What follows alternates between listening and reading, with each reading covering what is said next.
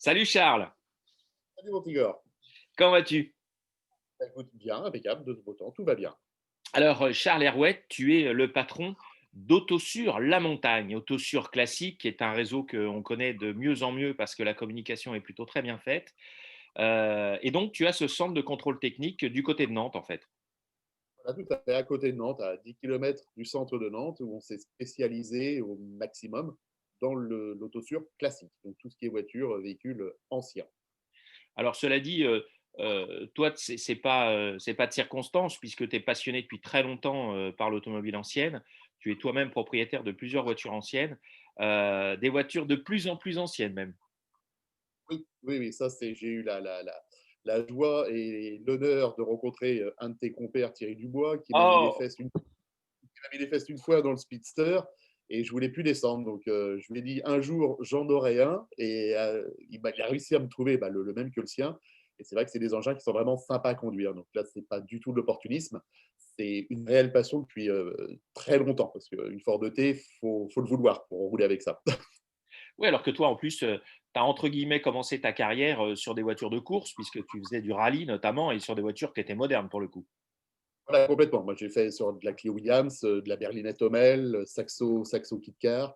Et effectivement, un petit peu marre de dépenser des sous. Et puis, j'avais pas un talent fou. Donc, le milieu de l'ancienne est sympa parce que même sans talent, on arrive à avoir des belles autos et rouler avec. Donc, c'est très bien. Alors, rouler avec des voitures anciennes, bien sûr, mais avec son contrôle technique. Et c'est tout l'enjeu. Alors, on sait que pour les voitures d'avant-guerre, le contrôle technique ne les concerne plus de façon régulière. En revanche, pour les voitures un peu plus récentes, là, le contrôle technique a tout son sens. Voilà, alors, pour tout bien mettre clair, net et précis, la carte grise collection sur les véhicules avant 1960, il n'y a plus de contrôle technique à faire du tout. Donc, n'importe quel véhicule avant 1960 en carte grise collection. À l'inverse, carte grise collection après 1960, c'est un contrôle tous les 5 ans. Et pour les véhicules anciens, mais en carte grise normale, c'est tous les 2 ans que la voiture soit de 1910 ou de 1970. Donc, il faut bien Alors, faire des. Alors, excuse-moi de t'interrompre. Alors, je sais notamment que vous avez prévu avec notre partenaire Classic Expert de faire une journée conjointe. Alors, qu'est-ce que c'est que ces journées conjointes entre un contrôle technique et nos amis de Classic Expert? Alors, disons que c'était une journée un petit peu test, parce que je suis aussi président d'un club de voitures anciennes. Et beaucoup avaient la demande de faire une expertise du véhicule. Mais c'est toujours un peu compliqué à mettre en place. Il faut un pont pour bien faire, pour que tout soit fait comme il faut. Et avec Giro Weitens et Geoffrey Bertorelli de Nantes, on a décidé de monter quelque chose conjointement. Donc, je laissais toute la structure du contrôle technique ouverte pour Classic Auto Expert. Donc, moi, je perdais, entre guillemets, une journée de boulot. Mais par contre, ça permettait donc d'avoir le pont à dispo, de passer après, pour ceux qui le désiraient, dans les bancs de freinage, voir la pollution, pourquoi pas, pour avoir un vrai rapport vraiment détaillé comme il faut, et faire aussi, nous, notre métier de contrôleur technique, avec un conseil, une expertise sur un aspect, sur les bancs de freinage qu'on n'a pas régulièrement à dispo. Donc là, on avait tout mis au point avec Classic Auto Expert. On a eu bien sûr un accueil enthousiaste et sans faille, parce que c'est toujours des opportunités sympas pour tout le monde. Et via le réseau Autosur Classique en même temps, on voulait commencer peut-être à enclencher quelque chose qui pourrait se faire après en France entière, pourquoi pas. Donc, Mister Covid en a décidé autrement, donc ce n'est que reculer pour mieux sauter, parce qu'on avait une belle journée de prévu avec présentation des Morganes par Welcome Auto de Tours, Corinne Serret qui était là aussi pour parler un petit peu de l'assurance collection, etc. On voulait faire une belle journée, donc on fera une belle journée, mais l'année prochaine. Alors, elle était prévue quand et quand est-ce que vous la reportez? Alors, c'était prévu pour le 21 novembre. Donc là, on D'accord. faisait tout le contrôle en même temps. On a tout fait joli et propre pour que ce soit accueillant encore plus. Donc, bon, ce sera toujours joli et propre puisque tout est fait.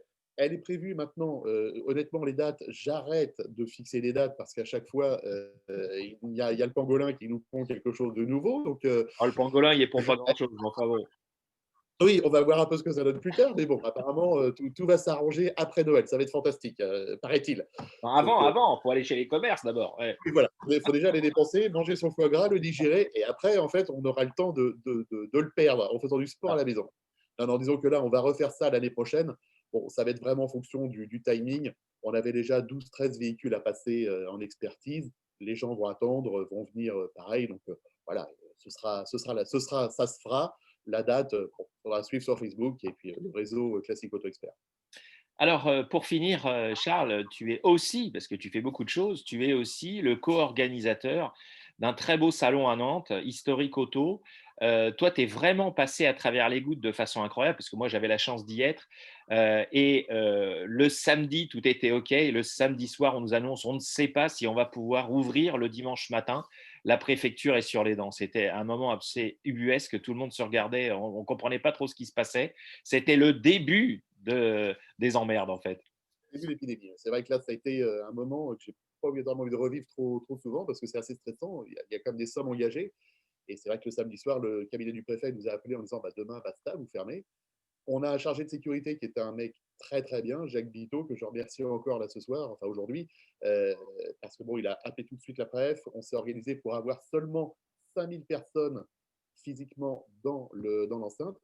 Et on a réussi à aller au bout, malgré tout, jusqu'au dimanche soir, faire à peu près un tout petit peu mieux qu'il y a 2 ans, malgré qu'on avait un plateau absolument fantastique de Bugatti. On avait vraiment tout ce qu'il fallait pour avoir plein de monde.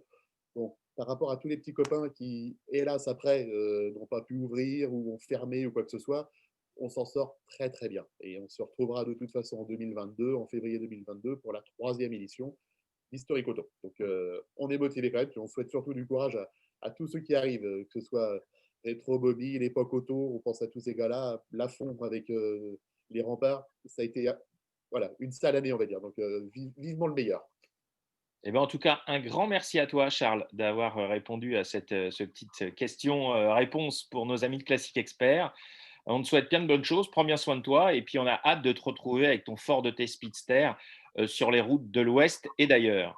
À Voilà, bah, bientôt! ciao, à bientôt, au revoir tout le monde.